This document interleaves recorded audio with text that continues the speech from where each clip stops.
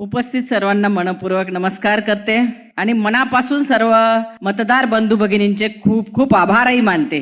आजच्या आपल्या या कार्यक्रमाच्या निमित्ताने आमच्या विनंतीला मान देऊन माननीय नामदार प्राध्यापकजी रामजी शिंदे साहेब उपस्थित आहेत, सभापती महाराष्ट्र राज्य विधान परिषदचे. तसेच व्यासपीठावरील संजीवनी उद्योग समूहाचे प्रमुख माननीय बिपिनदादा उपस्थित आहेत.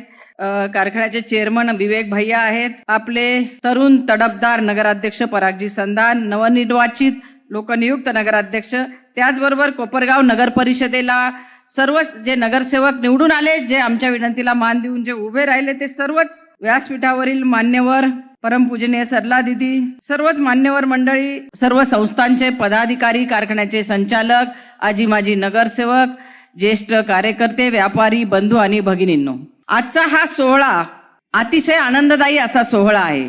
आपण सगळ्यांनी अतिशय मेहनत घेतली, विशेषतः विवेक भैया दादांनीही बरीचशी मेहनत, सगळ्याच म्हणजे आपण एक संजीवनी उद्योग समूह असेल, कोल्हे परिवार, भारतीय जनता पार्टी, या सर्व परिवारांनी एकत्र येऊन खऱ्या अर्थाने हा प्रचार आणि सर्व मतदारांपर्यंत पोहोचण्याचं काम केलं. आणि याच्यात विशेषतः उल्लेखनीय असं काम केलं ते आमच्या ग्रामीण भागातील कार्यकर्ते सुद्धा अगदी रोज आपलं कोपरगाव शहरात यायचे आणि ज्या ज्या व्यापाऱ्यांकडे काही खरेदी करत असतील तिथं जाऊन आपलं कमळ सांगायचे आणि आपल्या नगराध्यक्ष नगरसेवकांना निवडून देण्याची विनंती करायचे.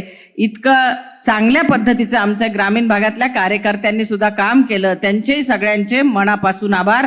हा सगळ्यांच्या सामूहिक प्रयत्नाचा विषय आहे असं म्हणेल. आणि म्हणून नगराध्यक्षाचे उमेदवार अटीतटीच्या निवडणुकीत सुद्धा निवडून आलेले आहेत.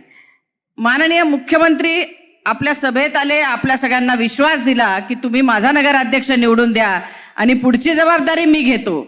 साहेबांनी खूप खूप वेळ काढून आपल्या सगळ्यांना अनेक ज्या काही आपल्या नगर विकासच्या माध्यमातून ज्या ज्या काही आपल्या मागण्या असतील ते मी मान्य करण्याचा शब्द दिला. त्याचबरोबर महसूल मंत्री आले आणि आज तर साक्षात आपल्याला सभापतीच आले आपल्या नगराध्यक्ष आणि नगरसेवकांना आशीर्वाद देण्यासाठी.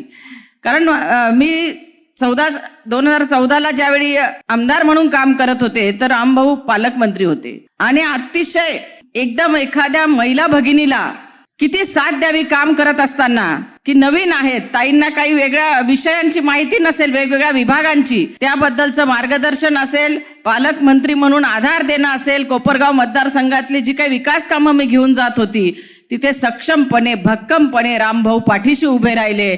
त्यामुळे त्यांच्याबद्दल वेगळी कृतज्ञता माझ्या मनात आहे. त्याबद्दल साहेब मी मनापासून आभार मानते. त्यावेळी आपल्याकडे दोन पोलीस स्टेशन आपण केले, ग्रामीण पोलीस स्टेशन असेल, शहरी पोलीस स्टेशन असेल, आणि जे जे काही मागण्या मी साहेबांकडे मांडल्या असतील त्या त्यांनी मान्य केल्या, मंजूर केलेल्या आहेत. आणि म्हणून या आमदार म्हणून काम करत असताना माननीय देवाभाऊ असतील मुख्यमंत्री, त्याचबरोबर बावनकुळे साहेब असतील, गिरीश भाऊ असतील आणि रामभाऊ असतील, ह्या सगळ्यांनी मंत्रिमंडळातल्या माझ्या भावांनी मला साथ दिली. आणि म्हणून मला या भैयांनी जे उल्लेख केला, सगळ्या वेगवेगळ्या इमारती इथं उभ्या आहेत, त्या इमारती बांधण्याचा मला एक मंजूर झाल्यानंतर पूर्ण करण्याचा एक योग आला. विशेषतः पोलिसांच्या ज्या पत्नी होत्या महिला भगिनी, त्या मला भेटल्या की ताई घर गळतंय, त्यांच्यासाठी राहायला घर सुद्धा चांगलं नव्हतं, तर त्या सुद्धा एक मोठी बिल्डिंग आपल्याकडे पोलीस बांधवांसाठी तयार झालेली आहे. तिचंही आपण लवकरच उद्घाटन करू. आपली नगरपालिकेची बिल्डिंग आहे, तर खूप चांगले कामं करता आली.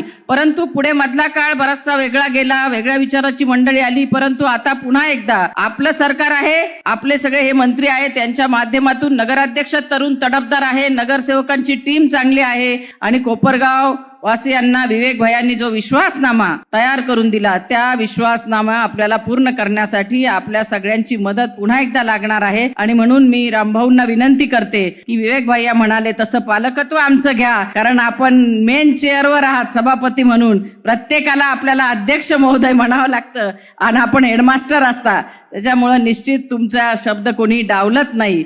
आणि रामभाऊंचंही स्वतःचं काम खूप अभ्यासू आहे, चांगलं आहे, त्यामुळे सक्षम पाठिंबा त्यांचा आपल्याला आपल्या विकास कामांसाठी निश्चित मिळेल अशी मला अपेक्षा आहे. पुन्हा एकदा कोपरगाव वासियांचे मी खूप खूप आभार मानते की आपण मंत्री महोदयांनी आमच्या पार्टीच्या सगळ्यांना शब्द दिला, तो शब्द पूर्ण करायची जबाबदारी आमची आहे. परंतु आपण सगळ्या मतदार बंधू भगिनींनी, कार्यकर्त्यांनी खूप मेहनत घेतली. सगळ्यांच्या विश्वासाला तडा जाणार नाही असं काम आमचे हे सगळे बांधव करतील. मी सगळ्यांची पुन्हा एकदा कोपरगाव वासियांची मनापासून खूप खूप आभार मानते. धन्यवाद.